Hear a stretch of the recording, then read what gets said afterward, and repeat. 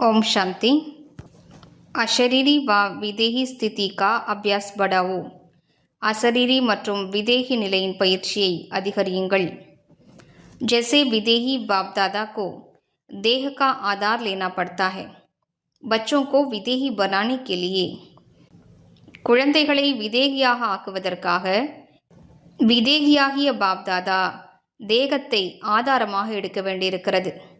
ऐसे आप सभी जीवन में रहते, देह में रहते, विदेही आत्मा स्थिति में स्थित हो, इस देह द्वारा करावनहार बन करके கரம் कराओ।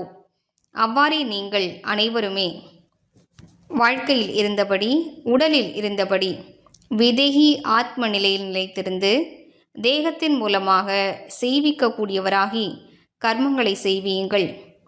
ये देह करणहार है, आप देही करावनहार हो, इसी स्थिति को विदेही स्थिति कहते हैं। இந்த தேகம் செய்யக்கூடியதாகும், நீங்கள் தேகத்தை அணிந்தவர் செய்விக்கக்கூடியவராவீர்கள்। இந்த நிலையைத்தான் விதேகி நிலை என்று கூறப்படுகிறது। इसी को ही फॉलो फादर कहा जाता है। இந்த நிலையைத்தான் தந்தையை பின்பற்றுவது என்று கூறப்படுகிறது।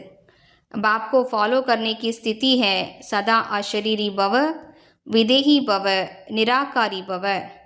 தந்தையை பின்பற்றும் நிலை என்பது சதா அசரீரியாகுக, விதேகியாகுக, நிராகாரமானவராகுக। ஓம் சாந்தி।